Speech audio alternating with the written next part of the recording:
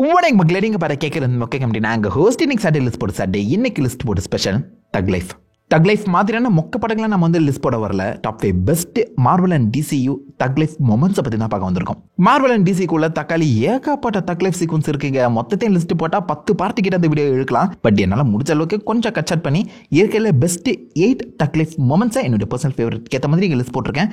உங்களுக்கு தனி ஃபேவரட்ஸ் கண்டிப்பாக இருக்கும். மார்க் மேக்கில் காம் பண்ணுங்க. வீடியோ ஆரம்பிச்சிடலாம். நம்பர் 8ல Killmonger from Black Panther. 2 major thug life moments இருக்கு. ஒன்று, நம்ம எரிக் கில்மாங்கர் எப்படியோ வக்காண்டோக்குள்ள வந்துட்டு அந்த இடத்துல நான் உண்மையிலேயே உங்கள் அப்பாவோட தம்பி பையன் தான், அந்த சேரில் எனக்கும் பங்கு இருக்குது, இந்த ராஜ்யத்தில் எனக்கும் பங்கு இருக்குன்னு சொல்லி கெத்தாக பேசுவார். மற்றவங்க யாருமே நம்ப மாட்டாங்க. அப்போ தான் அவருடைய அப்பாவோட அந்த செயினை காமிச்சு உங்கள் அப்பா தான் எங்கள் அப்பாவை போட்டு தள்ளினாரு, நான் இந்த நாட்டுக்கு சொந்தக்காரன் தான் அப்படின்னு சொல்லி கன்ஃபார்ம் பண்ண உடனே பக்கத்தில் இருக்க நம்ம பிளாக் பேந்தர் அம்மாவை பார்த்து ஹே ஆண்டி அப்படின்னு சொல்லுவார். உண்மையிலே பர்ஃபெக்ட்லி சிங்கான அல்டிமேட்டான ஒரு மொமெண்ட்டாக இருக்கும். நான் என்ன சொன்னாலும் நம்பாம இருந்தீங்க, இப்போ தெரிதா உண்மை அப்படின்னு சொல்லி இந்த ராஜ்யத்துக்கான சொந்தக்காரனாவே அவ்வளோ கெத்தா நின்று பேசுவாருங்க கில்மாங்கர். அப்பவும் சில பேர் நம்ப மாட்டாங்க. பட் ஸ்டில் ஹே ஆண்டின்னு சொல்லி அந்த இடத்துல தனக்கான ஒரு இடத்த தக்க வச்சிருப்பாரு அந்த மனுஷன். அது மட்டும் இல்லாமல் ஆப்வியஸாக நம்ம பிளாக் பேந்தரை டிஃபீட் பண்ணி அந்த நாட்டோட அரசனாக மாறிட்ட அப்புறம் அவர் செஞ்ச மொதல் வேலை என்ன தெரியுமா? ஹார்ட் ஷேப் ஹர்ப் எல்லாத்தையுமே எரிக்கிறது, பர்ன் இட் ஆல் அப்படின்னு சொல்லியிருப்பாரு. ஹார்ட் ஷேப் ஹர்ப் எந்த அளவுக்கு அந்த மக்களுக்கு பவர்ஸை கொடுக்கும்னு சொல்லி அவர் நேரடியாக உணர்த்துட்டு அப்புறம் இந்த பவர்ஸ் யாருக்கும் கிடைக்கக்கூடாது, செம்ம பயங்கரமாக இருக்கேன் அப்படின்னு சொல்லி கெத்தாக இறங்கி அந்த மொத்த கல்ச்சரோட முக்கியமான ஐடென்டிட்டியாக அழிக்க போயிருப்பாருங்க. பர்ன் இட் ஆல்னு சொல்லியிருப்பாரு. அதுவும் அந்த சீக்வன்ஸில் நெருப்புக்கு நடுவில் அந்த மனுஷன் நிற்கிற மாதிரி ஃப்ரேம் பண்ணியிருப்பாங்க. அல்டிமேட்டாக அந்த சீக்வன்ஸ் இருக்கும். ஸோ கில்மாங்கர் எனக்கு தெரிஞ்ச அந்த படத்தில் அல்டிமேட்டாக தக்காவே வாழ்ந்துட்டு இருந்திருப்பாரு. 2 மேஜரான தரமான தக் லைஃப் மூமெண்ட்டுமே கொடுத்துருப்பாரு. நம்பர் 7ல Batman I bought the bank. How did you get the house back from the bank? I bought the bank. வேற மாதிரி ஒரு சீக்வன்ஸில் இது நம்ம பேட்மேனோட உண்மையான பவர் என்னன்னு சொல்லி ஃப்ளாஷ் அந்த படத்தில் கொஞ்சம் நேரத்துக்கு முன்னாடி கேட்டிருப்பாரு. ஐ எம் ரிச்னு சொல்லியிருப்பாரு அந்த மனுஷன். அதுவே ஒரு தக் மொமெண்ட் தான். அதை தொடர்ந்து இந்த பக்கம் நம்ம கிளார்க் கென்ட்டோட அந்த மொத்த வீட்டையுமே இந்த மனுஷன் பேங்கை வாங்கி வட்டியோட சேர்த்து கட்டியிருப்பாரு. கடனை அடைக்கிறதுனா கடனை கட்டினா போதுமே ராஜா, நீ ஏன்ப்பா மொத்த பேங்கையுமே வாங்குற, யாரா நீங்க, என்னடா நடக்குதுங்க?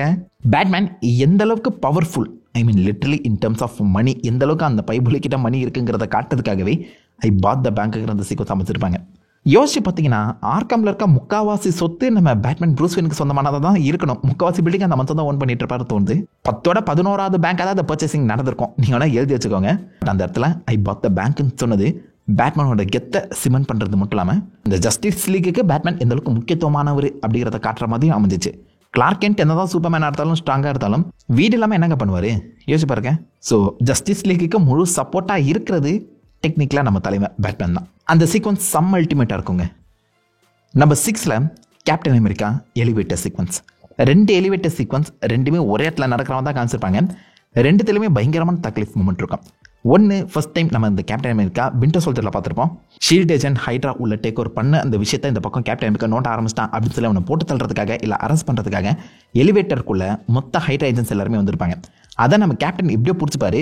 அந்த இடத்துல அவர் தப்பிச்சு ஓடலாம் ட்ரை பண்ணல.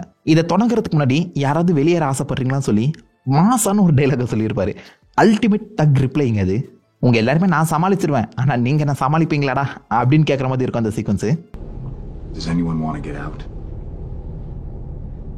அதை தொடர்ந்து வந்து அந்த ஆக்ஷன் சீக்வன்ஸ் அல்டிமேட்டாக இருக்கும்.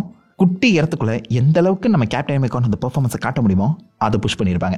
இது அப்படியே என் கேமில் ரிட்டர்ன் ஆகியிருக்கும். பட் என் கேம் சீக்வன்ஸ் நடக்கும்போது நம்ம கேப்டன் அமெரிக்காவுக்கு இவங்க எல்லாருமே ஹைட்ரா ஏஜென்ட்ஸுங்கிற விஷயம் முன்னாடியே தெரிஞ்சிருக்கும். இந்த இடத்துல நம்ம திரும்ப சண்டை போடணுமா? ஆல்ரெடி அவர் சண்டை போட்டு எல்லாருமே டிஃபீட் பண்ணிட்டாரு, அது ஒரு கதையாக இருந்தாலும் திரும்பவும் சண்டை போட வேணாமே அப்படின்னு சொல்லி என்ன ஒரு தக் லைஃப் மூமெண்ட். ஹேல் ஹைட்ரா ஒரே வார்த்தையில் மொத்த இடத்தையுமே டிஃப்யூஸ் பண்ணிட்டு போயிட்டே இருப்பாரு மனுஷன். அந்த சீக்வன்ஸை செம்ம கூலாக ஹேண்டில் பண்ணியிருப்பாருங்க. 2 ஈக்குவல் சினாரியோஸ் 2த்தையுமே கேப்டன் பக்கவாக செம்ம கூலாக ஹேண்டில் பண்ணியிருப்பாரு. இதை விட பெஸ்ட் தக் லைஃப் மூமெண்ட் காட்டணுமா கேப்டனுக்கு? நம்பர் 5ல Batman vs Superman. Do you bleed? Hold on, ருக்கோ ஜாரா. டெக்னிக்கலாக இந்த சீக்வன்ஸ் நம்ம பேட்மேனோட தக் லைஃப் மூமெண்ட் கிடையாது, இது சூப்பர்மேனோட தக் லைஃப் மூமெண்ட். பேட்மேன் அந்த சமயத்தில் தான் தன்னுடைய பேட்மொபைலை வச்சு ஒரு பயங்கரமான சேஸ் சீக்வன்ஸை முடிச்சுட்டு காத்தம் சிட்டியில் டக்குன்னு ஒரு டேர்னிங்கை போட அங்கே நம்ம சூப்பர்மேன் கெத்தா ஒரு கண்ணை கூட சிமிட்டாமல் அப்படியே லைக் ஸ்ட்ராங்காக கல் மாதிரி நிற்பாருங்க. அதை பார்த்து பேட்மேன் தான் பயப்படுற மாதிரி இருக்கும். டக்குன்னு பிரேக் அடிக்க அந்த இடத்துல நம்ம சூப்பர்மேன் ஐயோ காரியா மேலே பற்ற போதும் அப்படின்னு சொல்லி பயந்து ஒதுங்கி இருப்பாருன்னு நினைக்கிறீங்களா? சாதா ஹியூமனா ஒதுங்கி நின்றுப்பாரு. But the ultimate super hero ஒதுக்கவா அப்படியே லைக் கண்ணை கூட சிமிட்டா பண்ணிப்பாரு. அவர் மேலே பட்டு பேட்மொபைல் சதறம். சிம்பிளா சூப்பர்மேன் அந்த பேட்மொபைலை கதவு உடைச்சு இந்த பேட்மேனை வெளில கொண்டு வந்து இதை நீ இதோட நிறுத்திடு, இதுக்கப்புறம் நான் வர வைக்காத, கன்சிடர் இட் மர்சி அப்படின்னு சொல்லி லைக் லிட்டரலாக அந்த இடத்துல நம்ம பேட்மேனை பயமுறுத்திட்டு அவனை நான் மன்னிச்சு விட்டுறேன் அப்படின்னு சொல்லி அங்கே கிளம்பி போவாருங்க. Consider this mercy. காரை உடைச்சது நீ தாப்பா சாரி கேட்கணும், மன்னிச்சு விட்டுறேன்னு சொல்கிறேன். அதுக்கும் மேலே ஒரு மொமெண்ட் தான் இந்த பக்கம் நம்ம பேட்மேன் டூ யூ ப்ளீடுன்னு கேட்டது. அதுக்கு நான் எதுக்குடா ப்ளீட் ஆகணும், நான் சூப்பர் மேன்ரா அப்படின்னு ஏதாவது பதில் சொல்லியிருப்பான்னு நினைக்கிறீங்களா? பட்டுன்னு பறந்து போயிருப்பாரு. நீ எல்லாம் என்னை என்ன பண்ணிட போற அப்படிங்கிற ஒரு சீக்வன்ஸ் தான் அது. பேட்மேனை கெத்தா காமிக்கணும்னு சொல்லி அந்த டைலாக் எழுதியிருப்பாங்கன்னு நினைக்கிறீங்களா? இது சூப்பர்மேனை கெத்தா காமிக்கிறதுக்காகவே எழுதின ஒரு டைலாக். சூப்பர்மேன் சும்மா எந்த ஒரு விஷயத்தையுமே கண்டிக்கவே மாட்டாருங்க. கன்சிடர் இட் மர்சின்னு சொன்னதுலாம் பீக்கு. கண் சிமிட்டாமலே இந்த மொத்த சீக்வன்ஸையும் முடிச்சிருப்பாரு மனுஷன். ஸ்னைடர் உண்மையிலேயே சூப்பர்மேன் இந்த சீக்வன்ஸில் செம்ம பவர்ஃபுல்லாக காட்ட ட்ரை பண்ணியிருக்காருங்க. அதுவும் அவங்களுடைய ஃபர்ஸ்ட் மீட்டிங்கை இதோட பெட்டராக எழுதவே முடியாதுன்னு தோணுது. நம்பர் 4ல் ஏஜ் ஆஃப் அல்ட்ரான். இருக்க எல்லா சூப்பர் ஹீரோஸும் ஒன்றா ஒரு இடத்துல வந்து மாட்டிப்பாங்க. அங்கே வந்த சில ரோபோட்ஸ் இந்த பக்கம் அந்த சூப்பர் ஹீரோஸ் அடித்து தம்சம் பண்ணிட்ட அப்புறம் தோறு சும்மா இல்லாமல் அல்ட்ரான் கிட்ட என்னடா அவ்வளோதானா, இத்தனை பேர் இருக்கோம் வாடா ஒண்டி அப்படின்னு கேட்க, அவ்வளோதானாவா அப்படின்னு சொல்லி அவர்கிட்ட இருக்க நூற்றுக்கணக்கான ஆர்மி சோல்ஜர்ஸ் அயன் லீச்சனை பயங்கரமாக தடாலடியாக இறக்கியிருப்பாரு. இது போதுமா குழந்தை அப்படின்னு கேட்குற அந்த சீக்வன்ஸ் அல்டிமேட்டான தக் லைஃப் மூமெண்ட் அது. 10வது வரைக்கும் கேப்டன் வர இதை வர நீ கேட்கணுமாடா அப்படின்னு சொல்லுவார் பாருங்க. வேற மாதிரி இருக்குங்க அந்த சீனு. ஆப்வியஸாக வந்தது எல்லாமே ரோபோட்டாக இருந்தாலும் அந்த இடத்துல நம்ம அல்ட்ரான் யாரை பார்த்தும் பயப்பட மாட்டார். நம்ம சாதாரண ரோபோட் தானே அப்படிங்கிற மாதிரி அவன் நினைக்கவும் மாட்டார். என்ன உங்களால் ஒன்றும் பண்ண முடியாதுடா அப்படின்னு கெத்தான் நின்ன மூமெண்ட் அது. அதுவும் இது போதுமா குழந்தை அப்படின்னு கேட்பார் பார்த்தீங்களா, அதெல்லாம் அல்டிமேட்டாக இருக்கும்.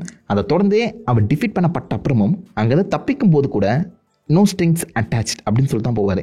என்னை தடுக்க யாரும் இல்லைடா, என்னை கட்டுப்படுத்தவும் யாரும் இல்லை அப்படின்னு சொல்லி ஸ்டில் நான் ஜெயிச்சிட்டேன், நான் ராஜா தான் அப்படிங்கிற மாதிரி கிளம்பி போவார். உண்மையிலே அல்ட்ரான் ஒரு இன்ட்ரெஸ்டிங்லி எழுதப்பட்ட கேரக்டர் தான். இன்னும் கொஞ்சம் பெட்டராக ஃப்ளஷ் அவுட் பண்ணியிருந்தாங்கன்னா ஒன் ஆஃப் த பெஸ்ட் வில்லனாகவே மாறி இருப்பார். ஒழுங்காக யூஸ் பண்ணல, பார்க்கலாம் இப்போ வரப்போகிற அந்த விஷன் குவெஸ்ட்டில் அல்ட்ரானை ரிட்டர்ன் கூட்டு வராங்க, நல்லா யூஸ் பண்ணுறாங்களா இல்லையான்னு. நம்பர் 3ல் அயன்மேன் வெர்சஸ் தானோஸ். யாருமே எதிர்பார்க்காத ஒரு மேட்சப் இது. Thanos Iron Man. அதுலேயுமே நம்ம தானோஸ்க்கு அயன்மேனை பற்றி முன்னாடியே தெரிஞ்சிருக்கோம். யூ அக்கர்ஸ்டு வித் நாலேஜ்னு சொல்லி அந்த சண்டை ஆரம்பிக்க அந்த இடத்துல அயன்மேன் தங்கிட்ட இருக்க அந்த மொத்த திறமையுமே இறக்கி சண்டை போடுவார். இப்படி நம்ம அயன்மேன் டோனி ஸ்டார்க் சண்டை போட்டு நம்ம பார்த்ததே இல்லைங்க. இதுக்கு முன்னாடி வின்டர் சோல்ஜர் அண்ட் கேப்டன் அமெரிக்காவை ஒன்றா சமாளிக்கும் போது அந்த இடத்துல அவர் கத்திக்கிட்ட மொத்த வித்தையுமே இறக்கி அவருடைய அப்கிரேடட் சூட் ப்ளீடிங் எச் ஆர்மரை வச்சு கத்தி கடப்பார பேட்டரிங்லாம் சொல்லி ஏகப்பட்ட வெப்பன்ஸை இறக்கி சண்டை போட்டிருப்பாரு. கடைசியில் நம்ம தானஸை மூஞ்சிலே குத்தி ஒரு துளி ரத்த தவிர எடுத்திருப்பாரு. அந்த சமயத்தில் இவனோட இவ்வளோ பயங்கரமாக சண்டை போடுறான் அப்படிங்கிற ஒரு எண்ணம் நம்ம தானஸுக்கு வந்திருக்கவே செய்யாது. All that for a drop of blood. All that for a drop of blood. இவ்வளோ கத்தி கடப்பாரெல்லாம் இறக்கி நீ சண்டை போட்டது இந்த ஒரு துளி பிளட்டுக்காக தானா அப்படின்னு சொல்லி அடிக்க ஆரம்பிச்சிருப்பாரு பாருங்க. அதுதான்டா உண்மையான சம்பவமாக இருக்கும். சரியான தக் ரிப்ளை அது. இந்த ஒரு துளி ரத்தத்துக்காக இவ்வளோ கூத்தாடின அப்படின்னு கேட்ட மாதிரி இருந்துச்சு.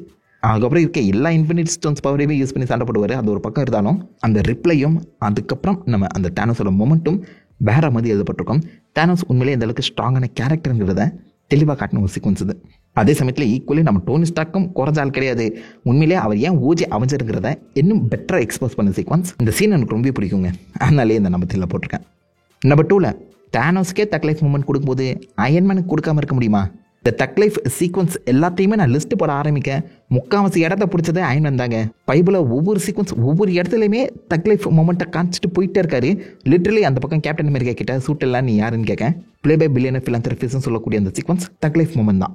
நீ எப்படா தெர்மோடைனமிக்ஸ் ஆஸ்ட்ரா ஃபிசிக்ஸில் வல்லுநரான அப்படின்னு சொல்லி கேட்க லாஸ்ட் நைட்டுன்னு சொல்லுவார் பார்த்தீங்களா, அது தக் லைஃப் மொமெண்ட் தான். பட் இது எல்லாத்தையுமே தாண்டி என்ன கேட்டிங்கன்னா the best thug life Iron Man மொமெண்ட்டுங்கிறது I am Iron Man sequence. I am Iron Man. அதில் அந்த சமயம் அந்த படம் முழுக்கவே அயன்மேனோட ஐடென்டிட்டி யாருக்குமே தெரிஞ்சிருக்காது. கடைசி சீக்வன்ஸில் நீலா அயன்மேன் சொல்லிட்டாத, உன் ஐடென்டிட்டியை ரிவீல் பண்ணி உன்னுடைய பேரை கெடுத்துக்காத அப்படின்னு பெப்பர் பாட்ஸ் டோனி ஸ்டார்க்கை ப்ரிப்பேர் பண்ணி ஒரு நோட்ஸ் வர எழுதி கொடுத்து தான் அமைச்சிருப்பாங்க.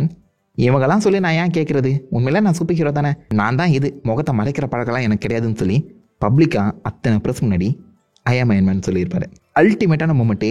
இந்த படத்தை நான் தேட்டரில் பார்க்குற அந்த சான்ஸே கிடைக்கல. பார்த்துருந்தா சதறி இருக்கும் தேட்டரு. பெரிய எந்த ஒரு ரியாக்ஷனும் கொடுக்காம நான் எதையுமே மறக்க வேண்டிய அவசியமே கிடையாது, நான் தான் இது அப்படிங்கிறத கெத்தாக அப்படியே ஸ்ட்ராங்காக வந்து சொல்லுவார் பார்த்தீங்களா, அதுதாங்க தக் லைஃப் மூமெண்ட்டு. அது அப்படியே அந்த கம்ப்ளீட் சர்க்கிள் கொடுக்குற மாதிரி ஃபைனலாக ஐ எம் இன்னெவிட்டபிள்னு சொன்ன அந்த தானஸ் கிட்ட ஐ எம் அயன்மேன் சொல்லி ஸ்னாப்பை போட்டிருப்பாரு பாருங்க. இதுக்கு மேலே தக் லைஃப் மூமெண்ட் வேணுமாடா அப்படின்னு கேட்குற மாதிரி தான் இருந்துச்சு. என் கேம் படத்தெல்லாம் தேட்டரில் பார்க்குறது once in a lifetime experience. யாரெல்லாம் அதை அனுபவிச்சிருக்கீங்கன்னு மறக்கமே இல்லை காமிப்படுங்க. பட் ஐ எம் அயன்மேன் அந்த ஒரு வார்த்தையே போதும் எம்சியூவை கிக் ஆஃப் பண்ணி பர்ஃபெக்ட் இன்ஃபினிட்டிஸ் ஆகாத முடிச்சு வச்ச ஒரு டைலாக் அல்டிமேட்டான thug life moment. Number 1 Snyder cut.